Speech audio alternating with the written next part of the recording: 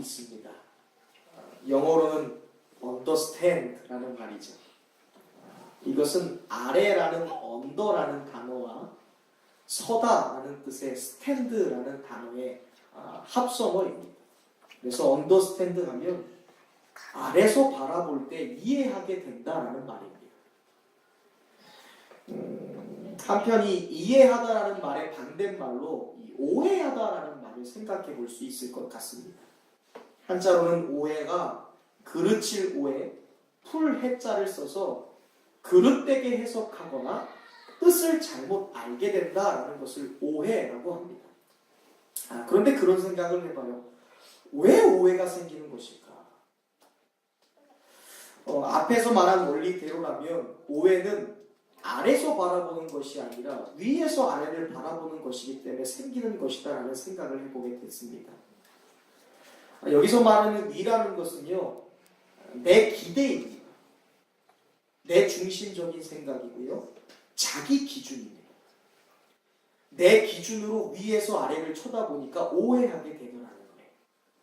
아래서 상대방을 쳐다보고 겸손한 자세로 생각하면 이해하게 되는데 내 기준으로 위에서 눌러보면서 생각하니까 오해하게 되더라는 것입니다.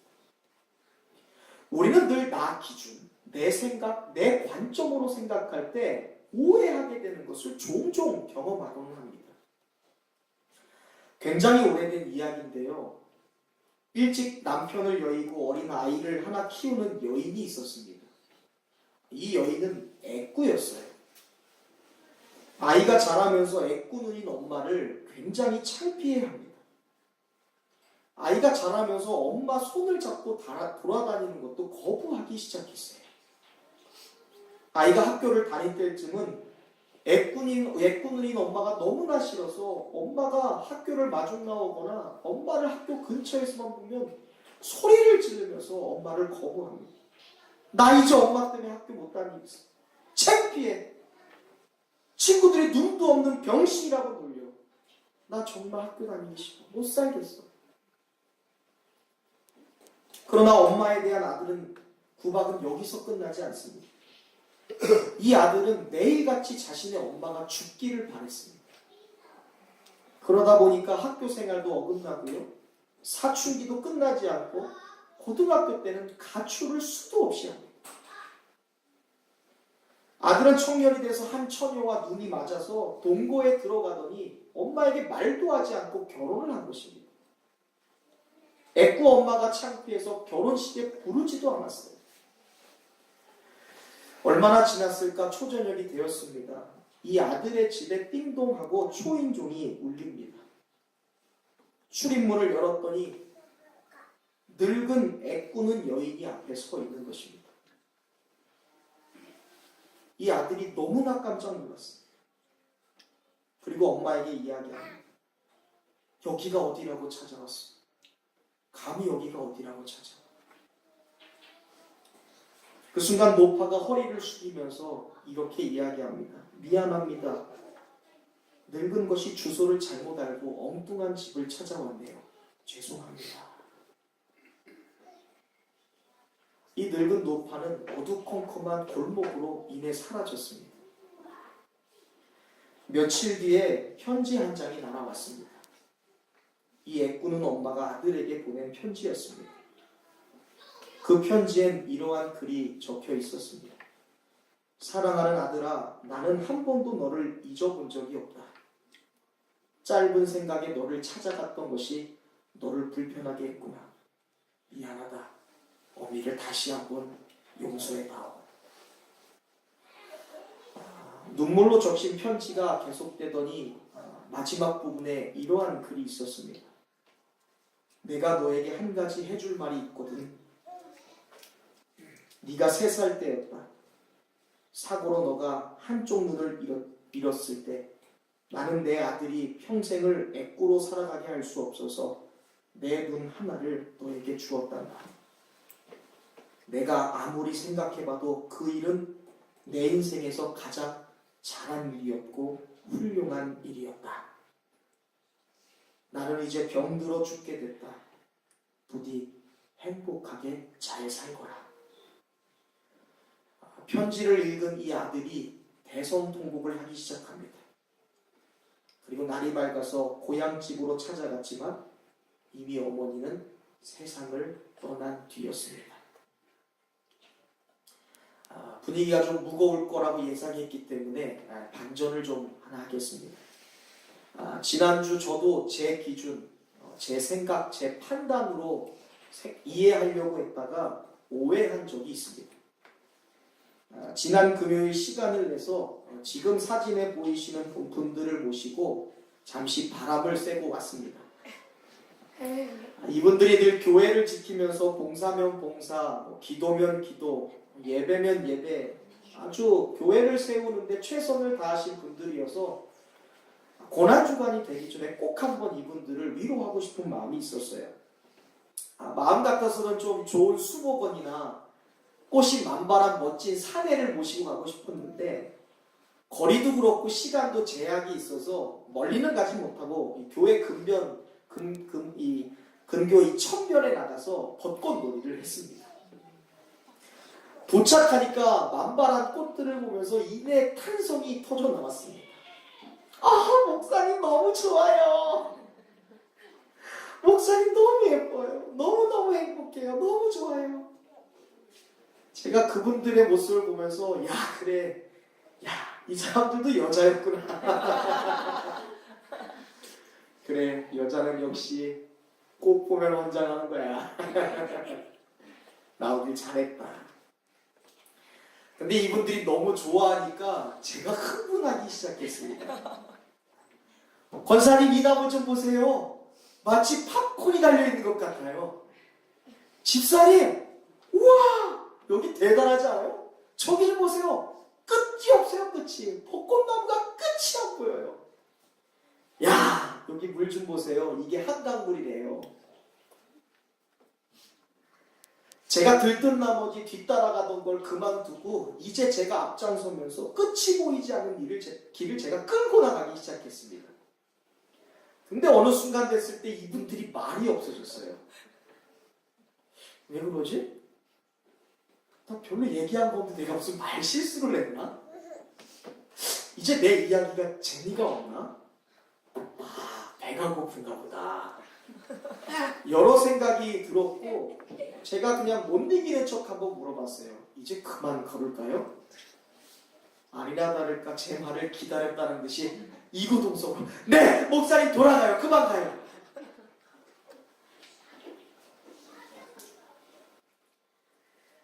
그러고는 돌아오면서 하시는 말씀이 목사님 저희는 많이 걷는 거 싫어해요.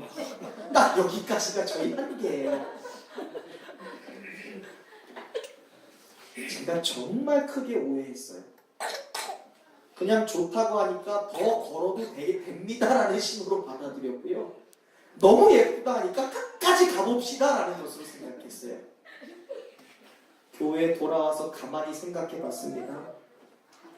내가 멍청하게 그만 갈까요? 얘기 안 했으면 어떻게 됐을까? 끝이 보이지 않는 그곳까지 1시간, 2시간 걸었다면 어떻게 됐을까?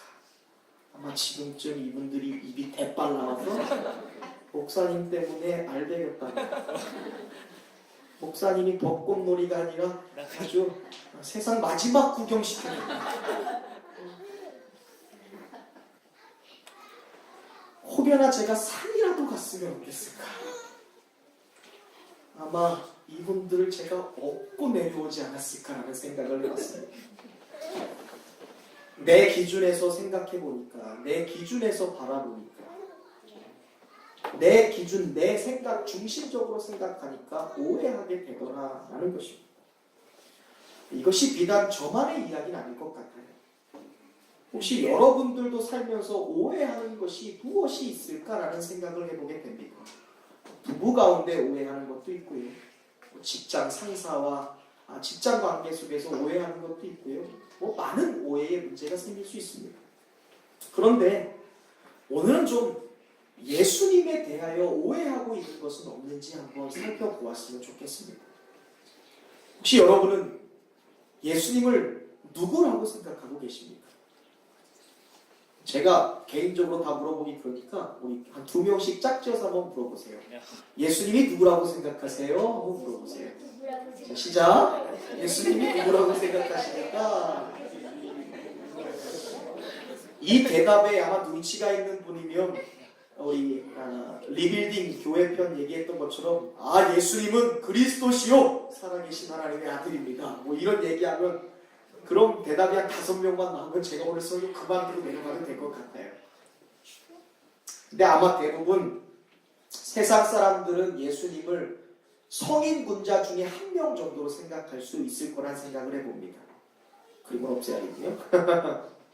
예수를 뭐 공자나 맹자, 부처, 세상을 이롭게 하고 사람 살만하게 하고 정의를 이루는 성인쯤으로 생각하는 분이 계실지 모르겠습니다.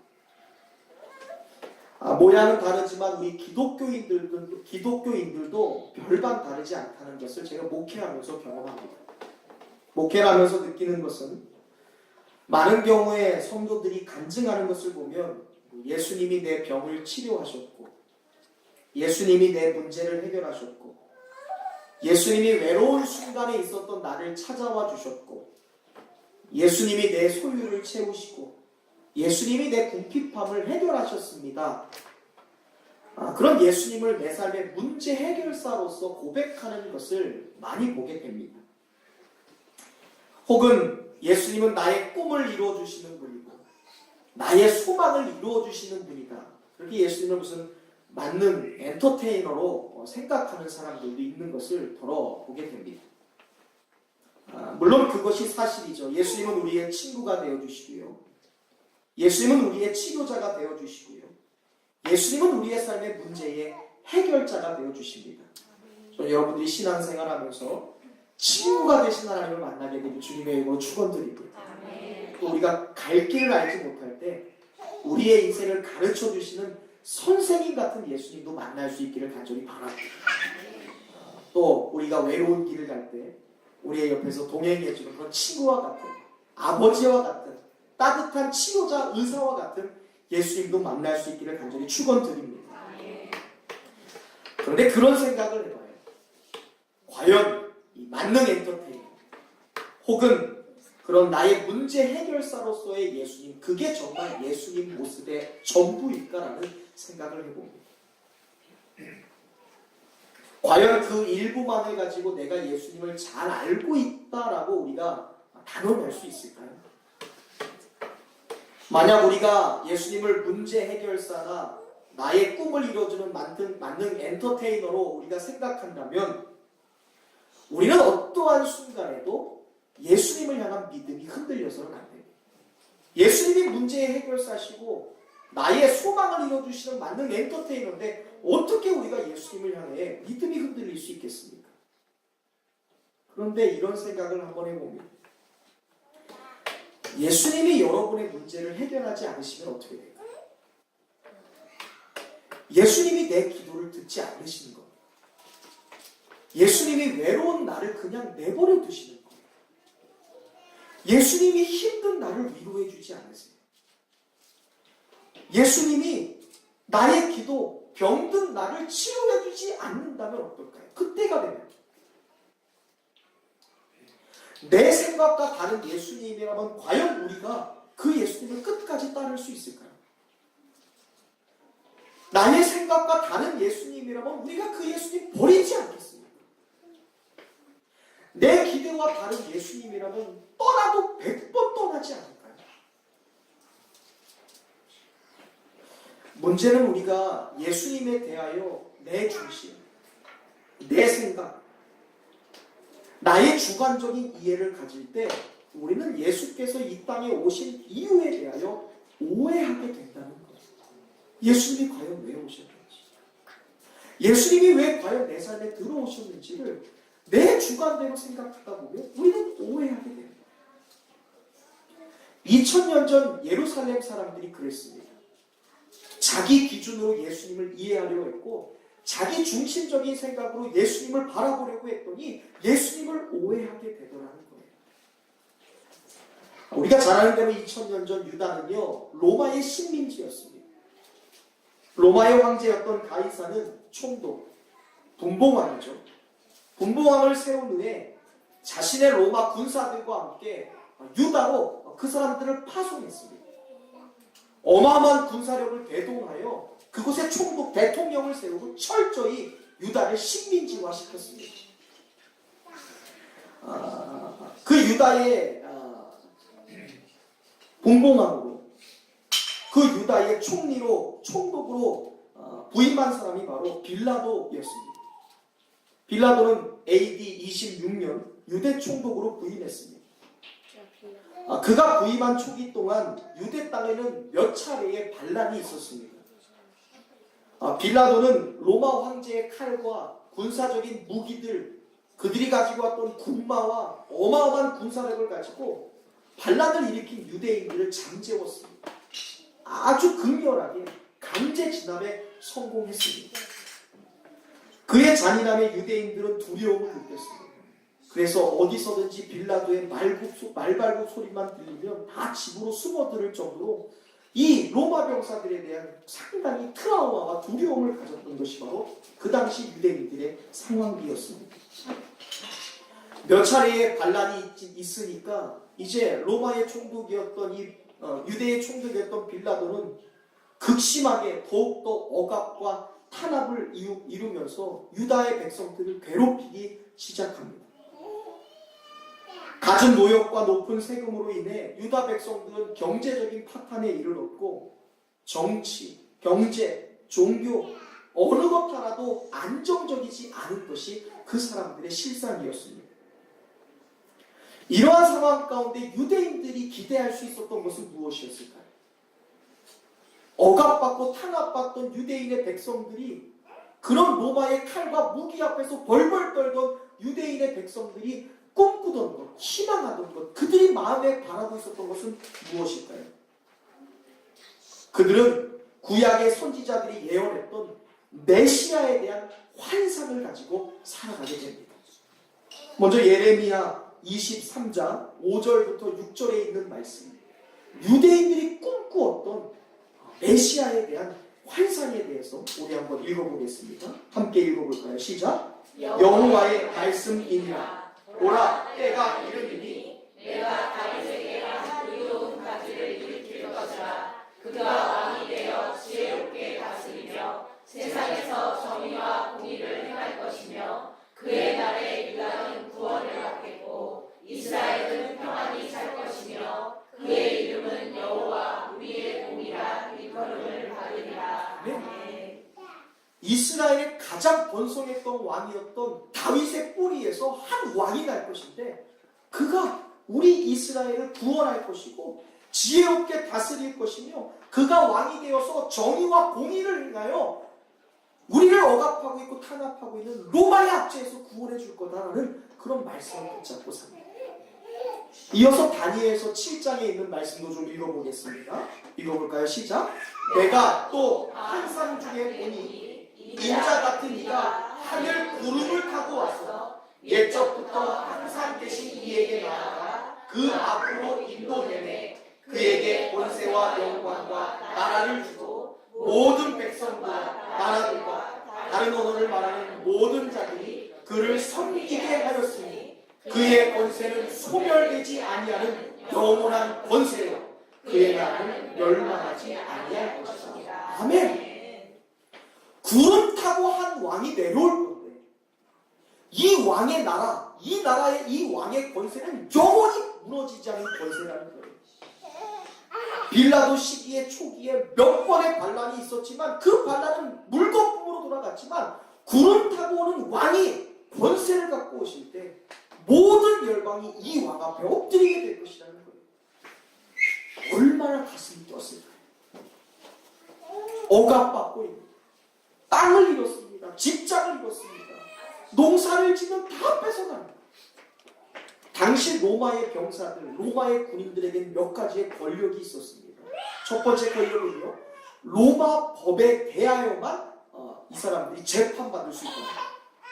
그러니까 길을 가다가 유대인을 강간을 하거나 유대인 처녀를 살인하거나 억울하게 죽여도 유대인 법률 헌법으로 절대 로마 병사를 심판할 수가 없었어요.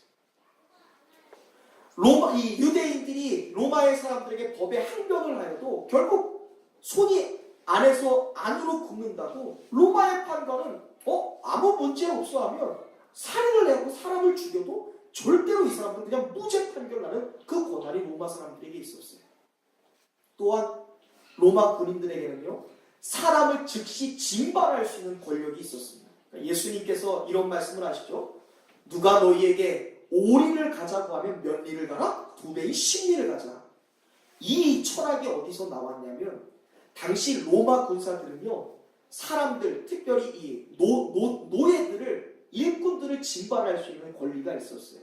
그러니까 길을 가다가 짐을 들고 있는 로마 병사가 유대인들을 보면 자기의 칼이나 창을 들어서 어깨를 툭 칩니다. 그러면 로마 유대인들이 당연히 볼 거 아니에요? 그러면 짐을 가리키는 거예요. 무슨 말이에요?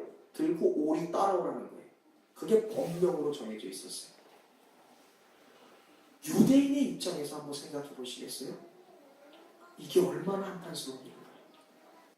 하나님의 선민이, 이름도 알 수 없는 이방인, 로마의 식민지가 돼서 그들의 종로로 쓰라고 있는 거예요. 그들이 바라보는 것은 구약의 선지자들이 예언했던 권세 있는 왕, 온 왕 중에 왕, 그 왕이 구름 타고 오시면 그가 우리를 자유하게 하고 로마의 압제에서 해방시켜 주실 것이다. 그 믿음을 가지고 이들이 희망을 걸고 살아오는 거예요.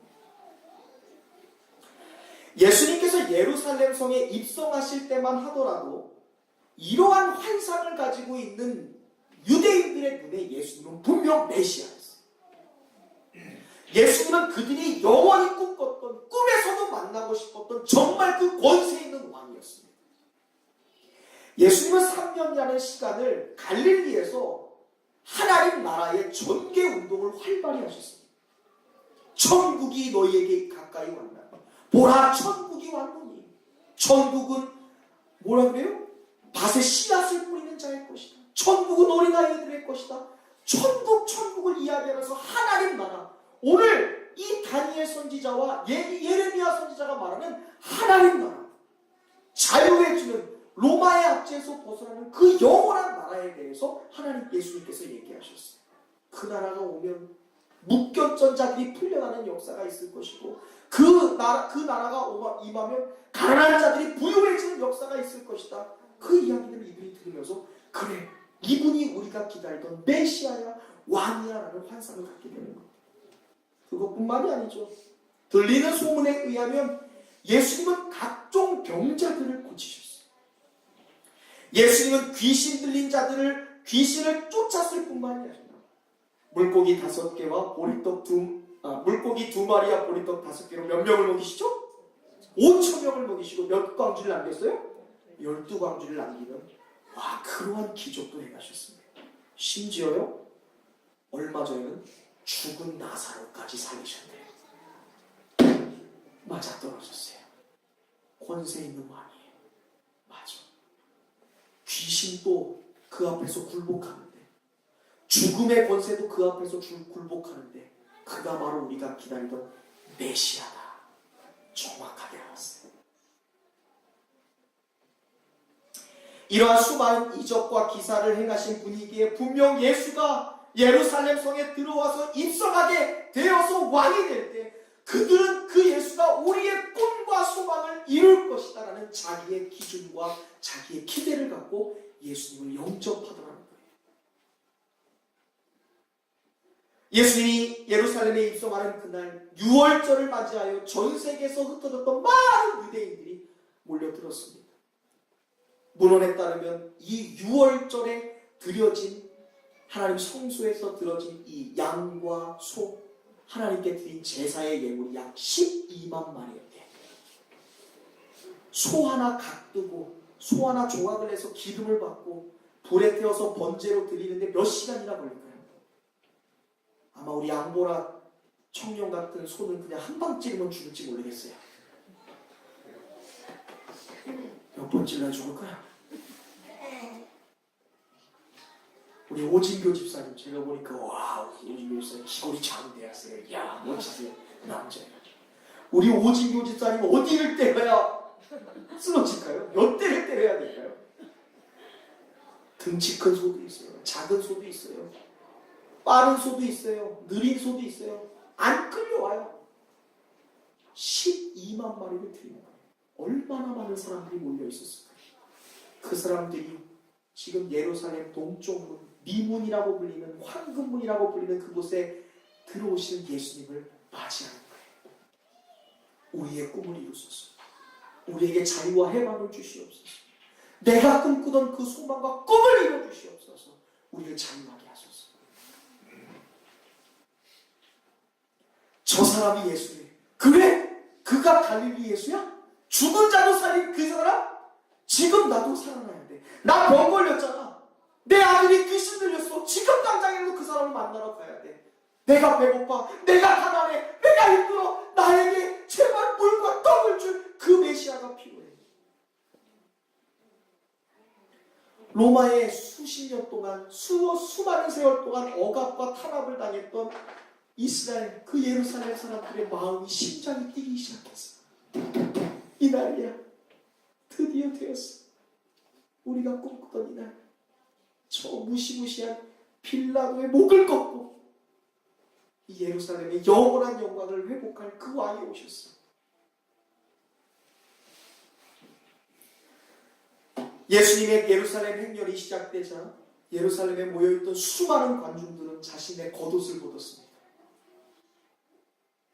그리고 길에 펴서는 예수님이 가실 그 길을 마련해서 종려나무를 흔들고, 종려나무는 이 저항운동의 독립을 꿈꾸는 거예요. 마치 우리 3.1절날 이 태극기를 흔들듯이 이 유대의 오랜 반란을 상징하는 이 상징물은 이 우리가 잘 아는 종려나무였습니다.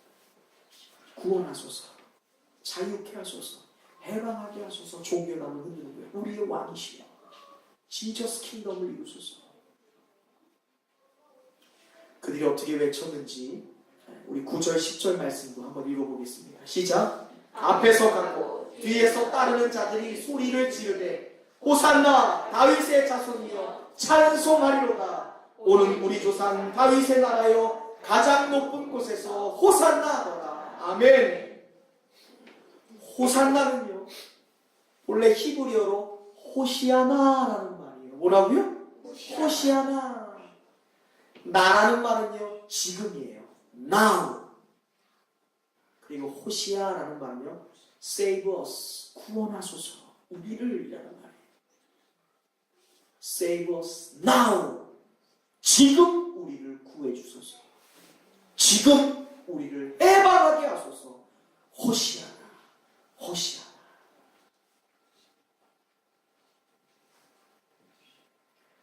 로마에게서 자신을 구원할 왕이라면, 빌라도의 무기와 빌라도의 군사 앞에서 자기를 구원할 왕이라면, 구약의 예언서, 구약의 선지자들의 예언한 것을 믿고 있었다면 예수님은 무엇을 타고 오셔야 했을까요? 예레미야에서 나온 것처럼 구름 타고 오셨어야 되죠. 구름이 아니라면 뭐 타셨을까요? 말이라도 타셨어야죠. 그래도 못해도 빌라도처럼 군마는 아니어도 정말로 멋지게 잘 달 수 있는 백마라도 타고 오셨어야죠. 그래야 백성들의 기대를 부응하는 것 아닙니까? 그 무시무시한 로마의 압제에서 자기를 구원해야 될 왕이신데 말은 타셨어야 되잖아요. 못하면 외국 나라에서 코끼리라도 타고 오셔야죠. 소라도 타고 오셔야 되는 거 아니에요? 그런데 오늘 성경은 예수님께서 나귀를 타고 오셨다라고 말씀하고 있어요. 나귀가 어떤 동물일까 조사해봤어요. 물론 포유류입니다. 나귀의 수명이 약 40에서 50년이래요. 놀라지도 않아요. 자기들이 사는 거 아니라고. 한 번 더 얘기하겠습니다. 나귀가 40에서 50년을 산답니다. 나귀는요 끈기가 있어요. 관찰력이 좋대요. 그런데 크기가 작습니다.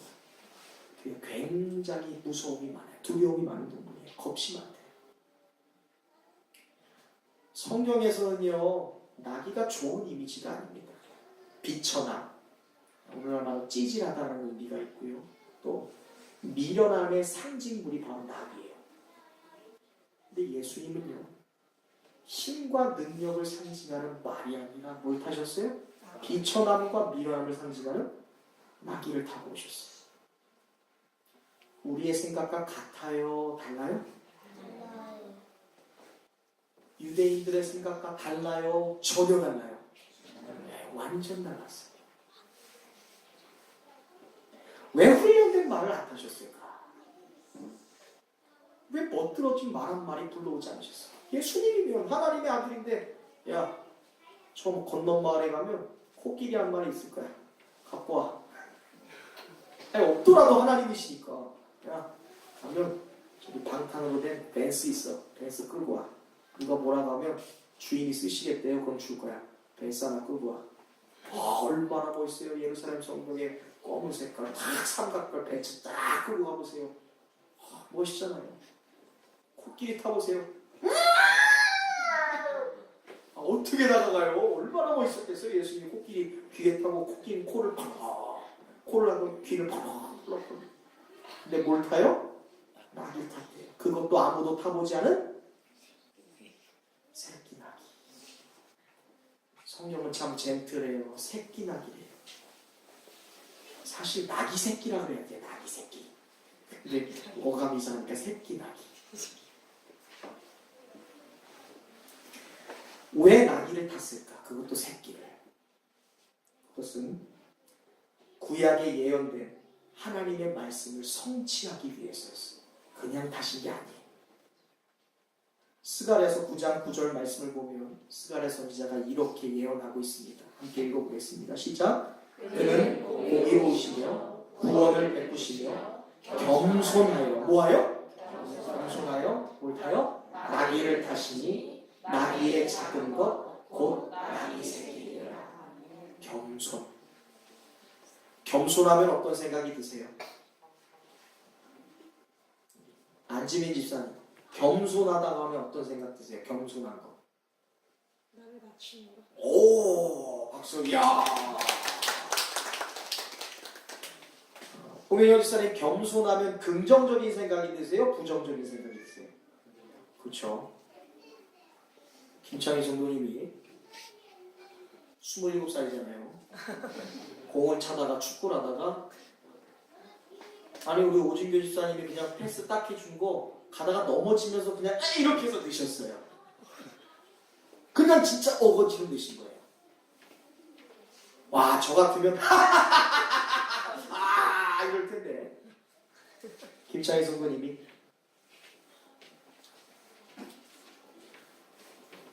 오진교 집사님 덕분입니다. 난 아무것도 아니에요. 전 아무것도 아니에요. 이걸 우리는 보통 겸손이라고 얘기하죠. 근데 오늘 성경에 쓰인 겸손은 달라요. 예수님 시대 때 써였던 겸손이라는 단어와 우리가 생각하는 겸손이라는 단어는 전혀 다른 단어입니다. 제가 작년에도 설명드렸지만 이 겸손은요 타페이노스라는 단어예요. 뭐라고요? 타페이노스. 예수님 시대 때 쓰였던 겸손은요 긍정적인 단어가 아닙니다. 제가 앞서서 나귀를 비천함의 상징이라고 얘기 드렸죠. 미련함의 상징이라고 얘기 드렸죠. 타페이노스도 똑같아요. 겸손이 비천한 거예요. 찌질한 거예요. 상처난 거예요. 버림받은 거예요. 깨어진 거예요. 무너진 거예요. 예수님은 겸손하셨어요. 그는 공의로우고 구원을 베푸시는 분인데 겸손하셔서 그는 찌질하셔서 그는 바보 같으셔서 그는 약해 빠지셔서 그도 실패하셔서 그도 상처를 입은 경험이 있어서 그도 버림받았기에 나귀를 타신다라고 얘기합니다. 우리와 같이 배신당한 경험이 있으시다는 거예요. 타페이노스. 우리처럼 실패한 경험이 있다는 거예요. 겸손 타페이노스. 우리처럼 외로운 적이 있대요. 우리처럼 아파하시는 분이래요. 그래서 그분이 실패의 상징, 비천함의 상징인 나귀를 타고 오셨다라고 말씀하고 있습니다. 빌라도는요, 유대인들을 통솔하기 위해, 유대인들을 억압하기 위해 될 수 있는 한 멋진 말을 타고 왔어요. 로마의 가이사의 황제를 상징하는 높은 깃발을 하늘 무서운 줄 모르고 쳐들고 흔들어대면서 들어옵니다. 이 빌라도 총독 뒤에는요, 말을 타고는 이 병사들이 따라옵니다. 칼과 창을 옆구리에 차고 있는 수만 명의 병사들이 이 빌라도를 따라서 예루살렘에 입성하고는 했어요. 왜? 반란 일으키면 죽여버리고, 머리 굴리면 그냥 다 압제해서 말살시켜버리려고. 그런데 예수님은 지금 빈몸으로 들어가셨어요. 아무것도 갖고 가지 않았어요. 그리고 아주 초라한, 아주 비천한, 아주 찌질한 낙이 새끼를 타고 들어가신대요. 안장도 없어서 제자들이 자기의 겉옷을 그 낙이 위에 올렸대요. 얼마나 우스꽝스러웠을까요?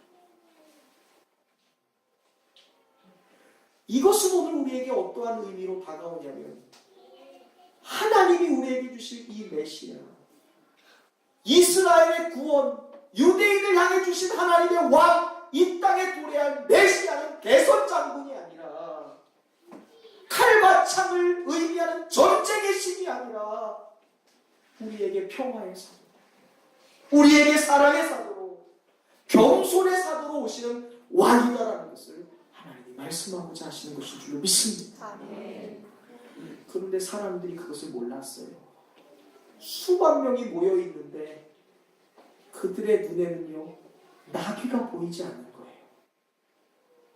분명히 우리를 구원할 왕이라면 구름을 타고 와야 되는데, 분명히 빌라도에게서 우리를 자유하게 할 사람은 말을 타고 와야 되는데, 지금 예수님이 뭘 타요? 나귀를 탔어요. 분명히 봤어요. 나귀예요. 그런데 보이지 않아요. 왜 그랬을까? 그들이 지금 예수님을 오해하고 있었어요. 그들의 눈에는요, 내가 생각하는 메시아,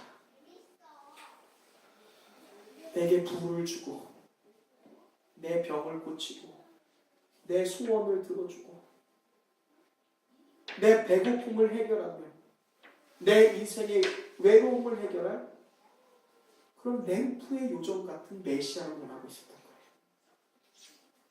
거예요.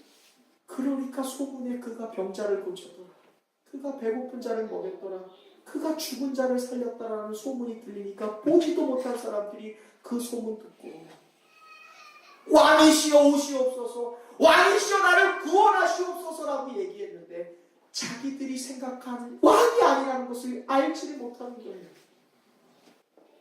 자기들은 자유함을 원했어요. 군사적인 왕을 원했는데 예수님은 평화의 사도로 오셨어요. 그런데 그것을 모르는 거예요. 그러니까 어떻게 된 줄 아세요? 자기 관점에서 예수님을 생각하려고 하니까, 이해하려 하니까 오해하게 돼요.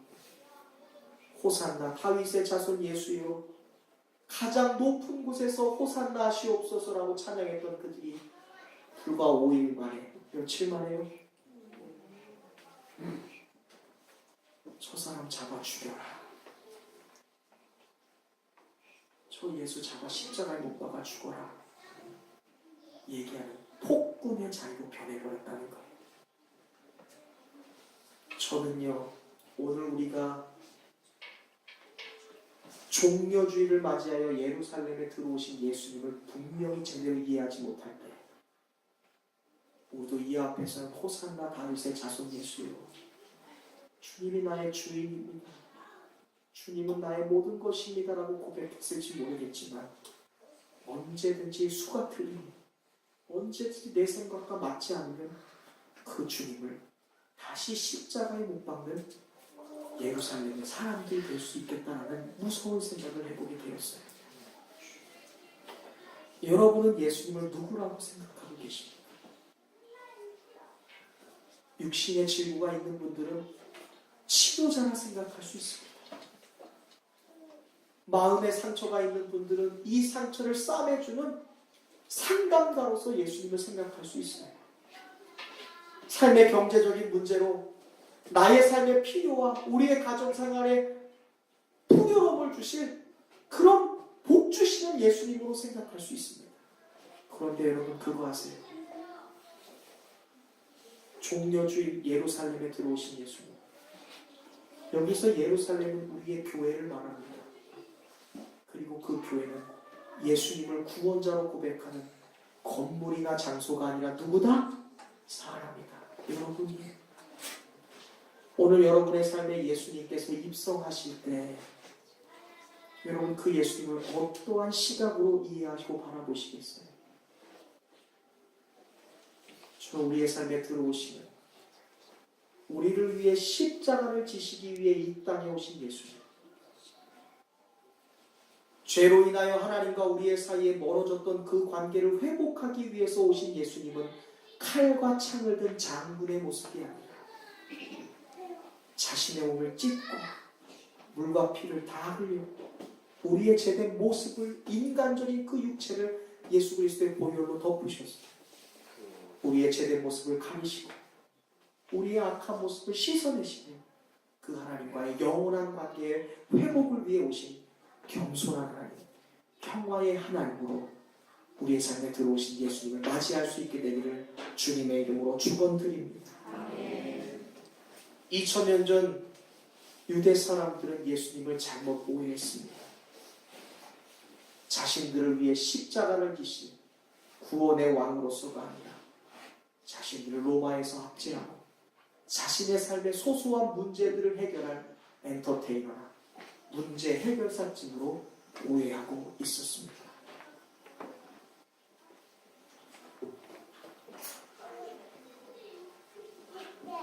그러나 며칠 뒤 그들이 봤던 예수님의 모습은 너무나 초라했고 힘이 없었고 무능했습니다. 어느 순간 그들의 기대는 와르르 무너졌고 그 기대와 희망은 분노와 절망으로 바뀌어 예수님을 십자가의 목박자라고 이야기하는 성난 군중이 되어버렸습니다.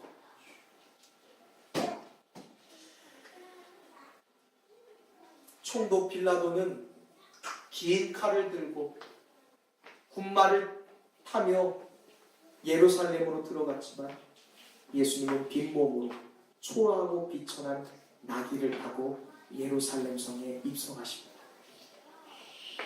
언젠가 한 성도가 저에게 그런 말을 했습니다. 목사님, 예수님이 과연 제 삶에 다시 들어오실 수 있을까요? 저는 술도 마시고 담배도 아직 끊지 못했고 욕망에 들끓는 사람이라 예수님은 저를 모른 척하고 지나갈 것 같은데 그래도 예수님은 저를 만나 주실 수 있습니까? 하는 그런 이야기를 들었던 적이 있습니다. 한번 생각해봐요. 왕이신 예수님이 하나님이신 예수님이 그 비천한 나귀를 타셨는데 하물며 우리의 삶을 못 들어오실까요? 그분은 겸손하셔서 스스로 낮아지셨고 스스로 깨어지셨고 스스로 죄의 모습을 가진 죄인이 되셔서 하나님과 우리의 사이에 끊어진 관계를 회복하셨습니다. 우리가 실패자의 자리에 있을 때 그분은 타페노스 겸손하셔서 우리와 똑같은 실패자의 눈높이로 이해해 주실 거예요. 우리가 상처 입은 자의 자리에 있을 때 그는 검손 타페노스 하셔서 자신의 눈높이를 낮추시고 우리와 수평을 이루시며 우리와 교통하실 평화의 왕이십니다. 오늘 종려주의를 맞이하여 그리고 오늘로부터 시작되는 이 고난주가 우리의 삶의 평화의 왕, 겸손의 왕, 격차가 없이 내게 다가오시는 왕, 문턱을 허물고 내게 다가오신 그 예수님, 그 주님을 만나고 경험하고 붙잡고 사랑하는 귀한 절기가 될 수 있길 주님의 이름으로 축원드립니다. 기도하겠습니다.